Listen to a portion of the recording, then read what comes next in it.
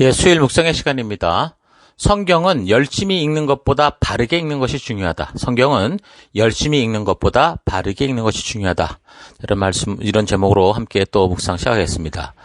자, 어제 우리는 성경 말씀이 어떤 종교적 사상을 주고자 하는 게 아니라 우리를 창조하신 하나님께서 당신의 목적대로 행하여 가시는 그 하나님의 역사에 대한 이야기다라는 걸 생각해 보았습니다.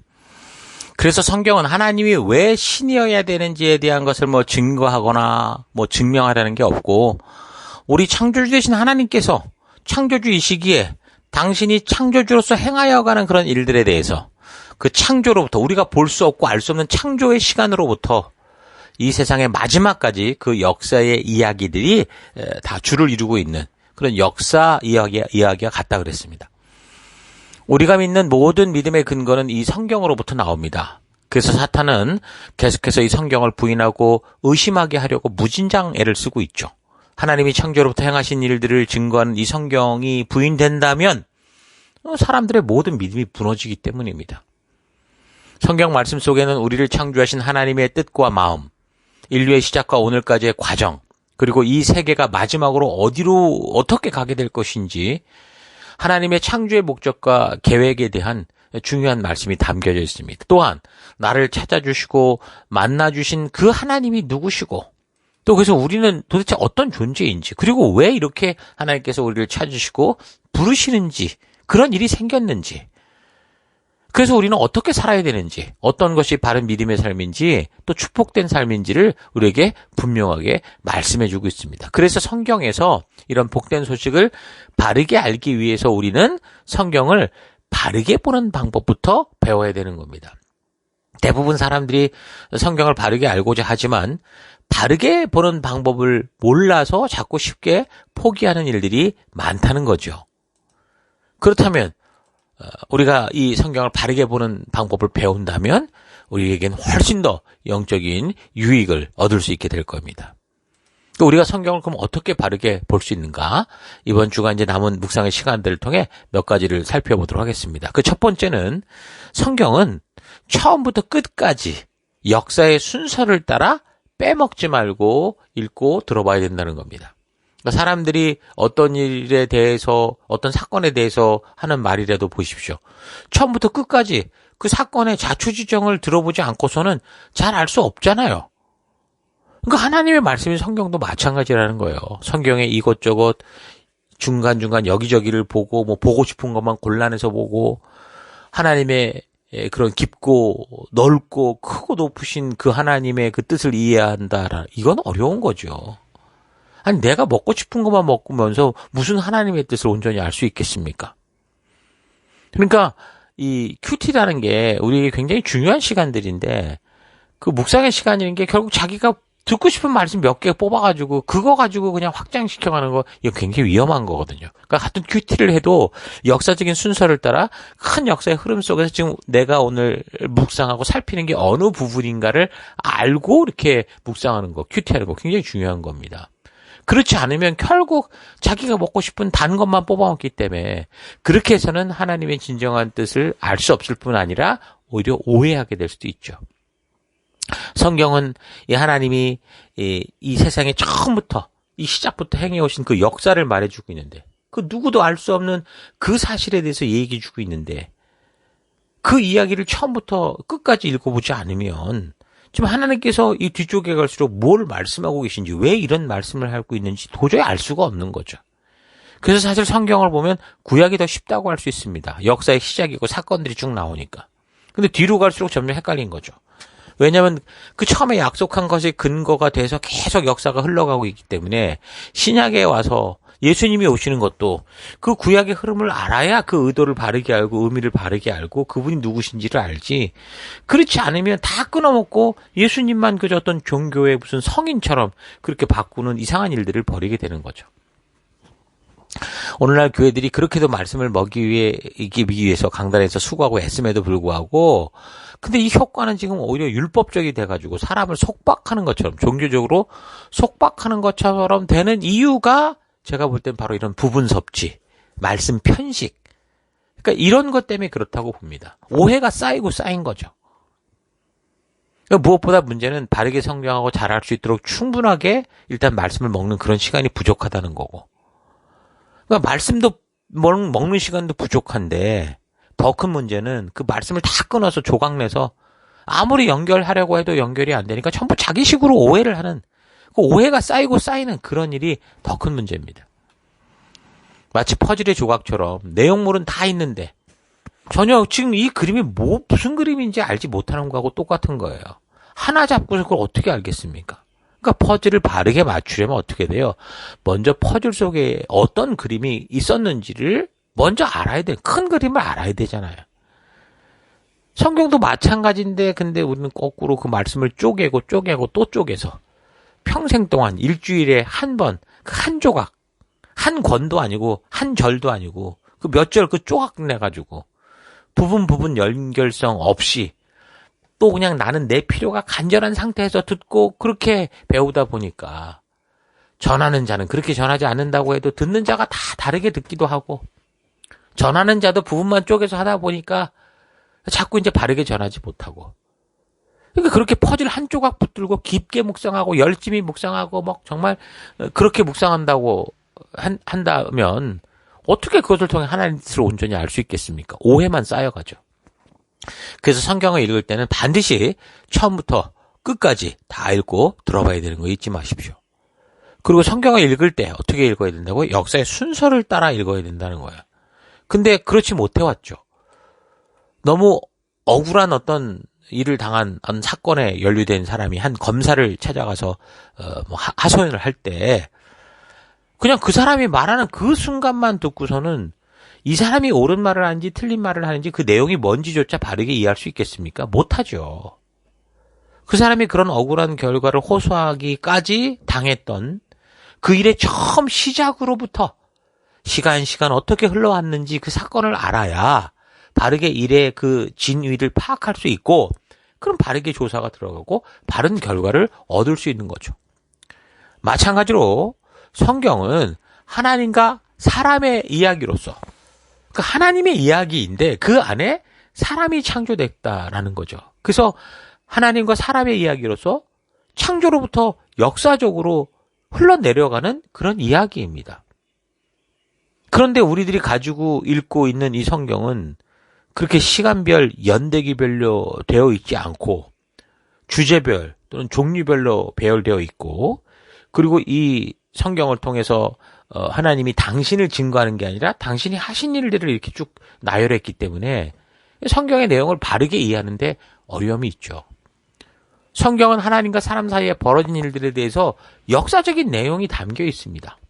그러니까 하나님께서 창조하신 목적이 무엇이고 어떻게 시작이 됐고, 근데 왜 그 길에서 어긋났고, 그래서 어떻게 그 어긋난 일들을 회복하고 있는지, 그 역사의 이야기들이 성경에 있기 때문에 성경을 읽을 때 그 사건이 벌어진 이 시간의 순차, 처음부터 시간의 순서를 따라 바르게 읽고 바르게 살펴가야 온전하게 이해할 수 있는 거예요. 그러니까 예를 들어서 역사서, 그러니까 열왕기, 상하서, 구약의, 신약은 뭐 사도행전 같은 걸 읽어나갈 때 하나님께서 지금 그 역사의 흐름 속에서 지금 사람들을 보내시잖아요. 선지자나 뭐 사도들이나 예언자들을 보내주시는데 그 사람들이 그 사건의 역사적인 순서에 맞춰서 그렇게 읽어줘야, 그래야 그 사람들의 말을 이해하고 그 심정을 이해하게 되는데, 그렇지 않으면 어떻게 되겠어요? 오해가 쌓이게 되죠. 그러니까 예언서의 경우 자꾸 어렵다고 생각되는 구절이 왜 그러느냐. 그게 지금 역사의 순서를 따라 읽지 않고 이게 여기저기 따로 구별된 상태에서 보게 되니까 그렇게 어려운 거죠.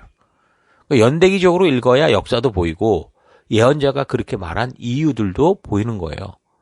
그래서 연대기 순으로 이 성경을 재구성해서 우리가 살펴가는 거고, 그렇게 살피는 게 굉장히 중요한 겁니다. 성경이 연대기적으로 배열이 되면 그 순서를 쭉 맞춰있기 때문에, 그 역사가 쭉 흘러가는 순서대로 맞춰있기 때문에 성경에 보면 아무리 한두 장 정도밖에 되지 않은 그 짧은 성경도 있잖아요. 그런 거 왜 있는지 모르는 경우도 많고 아예 이름도 모르는 경우가 많은데, 근데 이게 연대기적으로 배열이 되면 그 하나하나가 얼마나 중요하고 왜 이런 말씀을 하고 있는지 그걸 알게 되죠. 그래서 우리는 성경을 하나도 빼먹지 말고 읽어야 된다. 그렇게 말을 하는 겁니다. 역사의 순서를 따라. 근데 오늘날 많은 교회들에서 연대기적으로 이렇게 성경을 살피지 않기 때문에 성경에서 지금 당장 내가 듣고 싶은 것, 목사들로서 성도들이 듣기 좋아하는 것, 또 내가 하고 싶은 얘기, 이런 것들을 골라서 먹이게 되잖아요. 그러니까 영적 편식을 하게 되는 거죠. 그러면 하물며 육신의 양식을 먹어도 음식을 골고루 균형 잡히게 먹지 못하면 편식하게 되면 건강이 무너지고 그렇게 되는 것처럼 우리의 신앙도 마찬가지라는 거예요. 그 자꾸 이제 영적 체질이 바뀌어져 간다니까요. 성경이 역사인 것을 모르는 이 시대의 어떤 사람들은 뭐 구약이 필요 없다 그렇게 생각을 하고 그렇게 말하는 분들도 있습니다. 그러니까 우리나라가 만약에 5,000년 역사다 그러면 그 처음부터 물론 뭐 단군이냐는 이상한 그 신화를 만들어서 시작을 했지만 그런 식으로 이상한 신화를 만들고 역사를 만들어 가니까 다 꼬이는 거죠. 그러니까 바르게 역사의 처음부터 알아야 오늘 우리를 아는데 다 끊어먹고 지금 다 끊어먹고 우리 앞에 있었던 우리 역대 대통령들 다 끊어먹고 전두환부터 시작한다던가 아니면 여기 무슨 이명박부터 시작한다던가 박근혜부터 시작한다던가 이렇게 되면 이 역사를 어떻게 이해하겠습니까? 그러니까 그런 식으로 우리의 그 역사가 필요 없다라 말하는 건 어리석은 것처럼 구역이 필요 없다라고 말하는 건 똑같은 거예요. 시작도 근본도 없는 얘기를 하는 거죠. 어떤 사람들은 지금은 구원의 시대다라고 하면서 맨날 로마서, 갈라디아서 이런 것만 가지고 내 구원 얘기면 구원파 같이. 또 어떤 사람들은 구약은 하나님, 신약은 예수님, 또 지금은 성령의 시대 이런 식으로 시대를 구분해가지고 지금은 성령의 시대이기 때문에 성령과 성령의 은사에 집중해야 된다. 그럼 무슨 이상한 예언 사역이니 방언이니 아무튼 이상한 것들 하는 경우가 많습니다. 그러니까 틀렸다는 게 아니라 성경이 말씀하는 의도를 모르고 한쪽만 강조를 해서 하다 보니까 그 은사 사역이니 성령 사역이라는 게 다 틀린 이상한 길로 가게 된다는 거죠.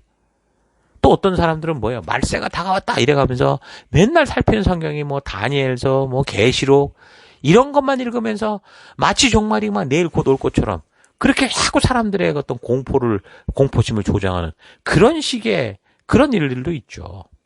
그러니까 이런 모습들이 보여요. 성경을 부분적인 것만 살피면서 자꾸 치우친 그런 편식하는 모습을 보여주고 있는 겁니다. 구원받은 사람들은 말씀을 맡은 사람이다라고 할 수 있어요. 그러니까 하나님의 그 역사를 증거할 사람, 증인이라는 거예요. 하나님의 백성들의 중요한 사명은 하나님의 역사를, 하나님의 마음을 하나도 빠짐없이 세상에 전하고 알리는 겁니다.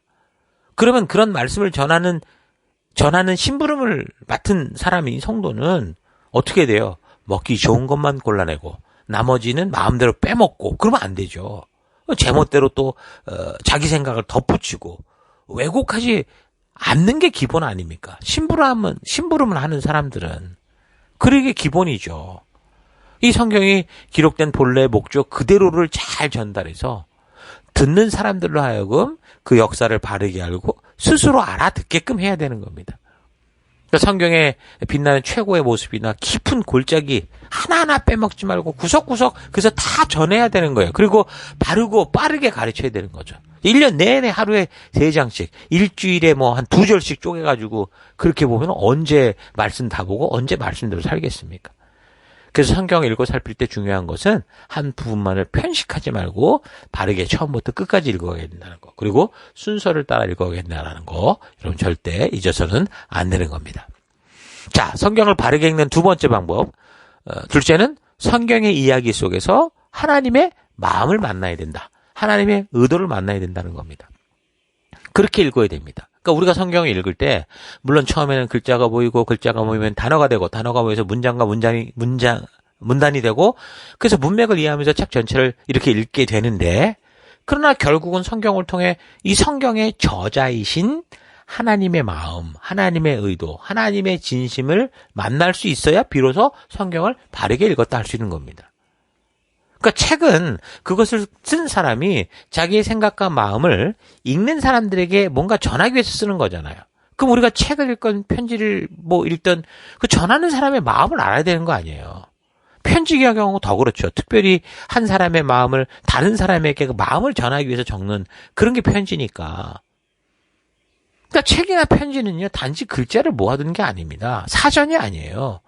적는 사람의 어떤 목적을 위해 그의 생각과 마음을 전하기 위해, 뜻을 전하기 위해 그렇게 편지나 책을 쓰는 거죠. 그래서 우리는 어떤 책이나 또 편지를 읽을 때 그 지은 사람의 마음과 의도를 잘 파악하기 위해서 읽어야 되고 그 의도를 만나야 되는 겁니다.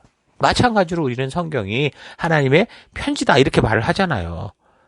그러니까 이 말은 우리가 성경을 읽을 때 단지 어떤 종교적 정보를 얻기 위해서만이 아니라 이 성경을 우리에게 주신 하나님의 의도, 왜 이런 역사를 우리에게 보여주시는가, 그 뜻, 하나님의 마음을 읽어야 된다라는, 만나야 된다라는 거예요. 어떤 사건이 나올 때 그 사건이 벌어질 수밖에 없었던 그 이유들과 그 의미들, 이것을 꼭 전해야 됐던 하나님의 그 마음을 만나야 되는 거죠.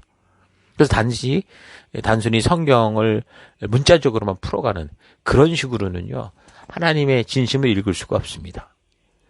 우리가 하나님의 심정을 헤아릴 수 있는 것은 이 사람의 능력이 아니라 하나님께서 우리를 하나님의 심정으로 헤아릴 수 있는 그런 성품을 가진 존재로 창조하셨기 때문이에요. 그래서 이 성경의 모든 역사적인 사건들을 살펴갈 때 하나님께서 이런 역사의 사건들을 통해 하나님이 계획하셨고 말씀하신 것들을 이루어 가시기 위해 행하시는 하나님의 목적과 하나님의 그 의도를 만날 수 있어야 돼요. 이 성경의 사건, 이 역사적 사건을 통해 하나님이 이걸 보여주시고자 했던, 굳이 다른 어떤 사건보다 이것을 우리에게 전하고자 했던 그 하나님의 의도를 우리가 바르게 만나야 된다라는 겁니다. 그래서 성경을 읽을 때 율법적으로 하루에 몇 장씩 채우기 위해서가 아니라 그 역사의 사건과 내용을 통해서 하나님께서 자유의지를 가진 인간들이 다 흩어져버린 현장들 속에서 어떻게 그 하나님의 사랑으로 이 배은망덕한 존재들을 참된 생명의 길로 이끄시는가, 그 하나님의 진정한 의도를 알 수 있기까지 읽어가야 되는 겁니다.